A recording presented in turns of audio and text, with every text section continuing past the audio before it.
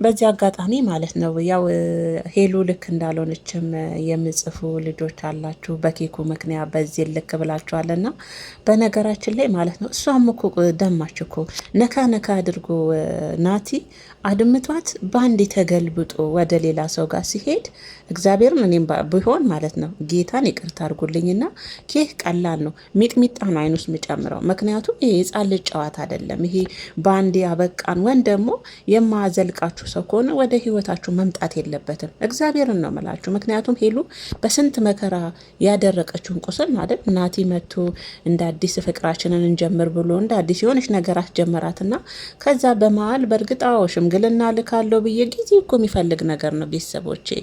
ወዲያውኑ የሚሆን አየር ባየር የሚደረግ ነገር የለም። ስለዚህ እሱም ለራሱ ጊዜ ሰጥቶ እንደማሰብ እዚህ ጋር በቃ እዚህ ጋር ዘጋን ፎቶ ቀዳደደ። በንጋታው ደግሞ ምን የሚሉት የወይንና የኬክ ቆረሳ ጊዜ ነው። የእውነቴን ነው መላችሁ ምንም ቢሆን ማለት ነው። እና በዚህን አጋጣሚ እሷስ ምን ይሰማታል? ወዲያውኑ ከተቀዳደደ ወረቀቱ ወዲያውኑ በቃ ከህይወቴ ውጭልኛል። እንዲህ በቀላሉ ከህይወቱ ትወጣለች እንዴ? ጥልቅ ብሎ ወደ ህይወት ገብቶ ወዲያውኑ ደግሞ ውጥት የሚደረግ ነገር አለ? እንደ አይደረግም።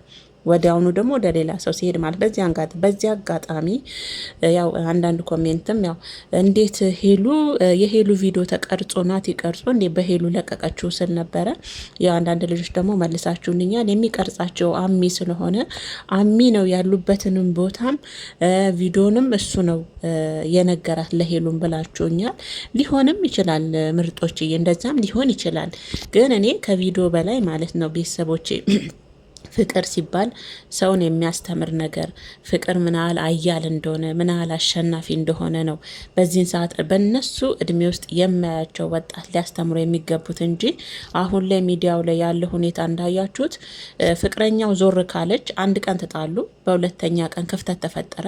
ከዛ እሱም ከሌላ ሰው ጋር እሷም ከሌላ ሰው ጋር። ይሄ ምንድን ነው የሚያስተምረው ነው ለተመልካችስ? በእነሱ እድሜ ክልል ውስጥ ያለ ሰው ነው የሚማረውና እነ ሄሉን ብቻ ሳይሆን ብዙዎቻቸው ፌመሶች ካያችሁ እንደዚህ አይነት ነገር ነው የሚያደርጉትና ለወጣቱስ ምን እያስተላለፉ ነው? ፍቅር እንደዚህ ነው ወይ? እኛ የምናውቀው ፍቅር አያል መሆኑን ተረጋግቶ መወሰንን እንጂ እናቲያውን ትናንት እንዳደረገው እሷ አደረገች ወይን ከሌላ ሰው ጋር ከኔ ጋር ተጣልተን ወይን ከሌላ ጠጣች እኔም ደግሞ በቃ የኔና አንቺ ነገር እዚህ ጋር በቃ ብያታለሁ፣ ህይወቴን እየቀጠልኩ ነው፣ በአንድ ህይወቴን አስቀጠልኩ አይነት ነገር ነው ናቲ ሲጫወት የነበረውና በዚህ አጋጣሚ የኬኳ ፓርቲ ሄሉንና ናቲን ባየ ቁጥር ቲክቶክ ላይ እግዚአብሔርን ነው መላችሁ ብቻዬን እንደሞኝ እየሳኩኝ ነው። የኬኩ አለጣጠፍ ትዝ እያለኝ ማለት ነው። እና ለማንኛውም ያው ማቆስሎ ማን ይቀራል አይነት ነገር ነው። ሄሉሻዬን በእርግጥ ተረጋግታ የሆነ ጠንካራ የራሴ የምትለው ህይወት መገንባት አለባት ብዬ ነው። ይሄ የጻን ልጅ ጨዋታ መሆን የለበትም አይደል እንዴ? ፍቅር ማለት ወጣቱንም እያስተማረ የእነሱንም ፍቅር እየገነባ እንዴ ፍቅር እንዲህ ነው እንዴ ብሎ ወጣቱን እንዲያስተውልና እንዲማርበት የሚያደርግ ቪዲዮ ነው ከፌመሶች የሚጠበቀው እንጂ ውሃ ቅዳ ውሃ መልስ አይነት ፍቅርን የቃቃ ጨዋታ የሆነ ትናንት ከሄሉ ጋር በቃ ከዛ ባለፈ አልፈልግሽም ሲላት የነበረ ሴት ጋር ወይንና ኬክ ይዞ ለመጎነጫጨት መሞከር ይሄ ለኔ ናቲም ልክ አይደለም።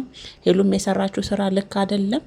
በእርግጥ እሷም ደግሞ ቆስላ ነው እውነት ለመናገር እሷ ሄሉም ትፈጥናለች። አንዳንድ ቤተሰቦቼ መፍጠን ደግሞ ዋጋ ያስከፍላል። ያውም ደግሞ በፍቅር ላይ ትዕግስት ያስፈልጋል ቤተሰቦቼና ያኔ ራሱ የሆነ ሰዓትም ተናግራለች። የኔ መቸኮል ብዙ ጊዜ አለመረጋጋት፣ ትዕግስት ማጣት ዋጋ እያስከፈለኝ ነው ብላለች። እና ሳስባት ደግሞ ተፈጥሮ መሰለኝ ይሄ ቶሎ እንድነው አንዳንድ ሰው ጊዜ ወስዶ ማሰብ አይችልም። ወዲያው ነገሮችን ፍጥን ይሄ ደግሞ ዋጋ ያስከፍላል። ሄሉሻዬ ላይ ያየሁት ይሄ ይመስለኛልና ሄሉዬ ጠንካራ ፍቅር መገንባት ካለብሽ ከናቲም ይሁን ከሌላ ሰው ጋር መጀመሪያ የተረጋጋች ሴት መሆን አለብሽ። ነገሮች ሲበላሹ እንዴት አድርጌ ማስተካከል አለብኝ፣ እንዴት አድርጌ ነው ከሱ ጋር መፍታት አለብኝ ነገሮችን ብለሽ እንደዛ አይነት ሴት መሆን አለብሽ እንጂ የቸኮሌች አይነት ሴት ከሆንሽ በተለይ በፍቅር ላይ ደግሞ ትዕግስት ያስፈልጋል። የእውነቴን ነው ምላችሁና ናቲም ልክ አልሰራም። እሷን በእርግጥ ቆስላለች። እንደ ሴት በሷ ቦታ ስትሆኑ አንደኛ መቁሶሏ ያን ቁስል መጥቶ ነካክቶ ድጋሚ ተገልብጦ ወደ ሌላ ቦታ መሄድ ማለት ለኔም ቢሆን ኬክ ቀላል ነው። ሌላ ነገርም ቢሆን ፊቱ ላይ ነው መለጥፈው። እግዚአብሔርን ነው የምላችሁ። ሄሉዬ ጋር ደግሞ ትልቁ ጥፋት ደግሞ የመቸኮል ያለ መረጋጋት፣ ቀስ ብሎ ነገሮችን ያለ መፍታት፣ ይሄም ዋጋ እያስከፈላት ነው ሄሉሻዬም። ብቻ የማታው የኬኩ ፓርቲ ያስቃል። ሄሉሻዬም አይዞን የኔ ውድ። ለማንኛውም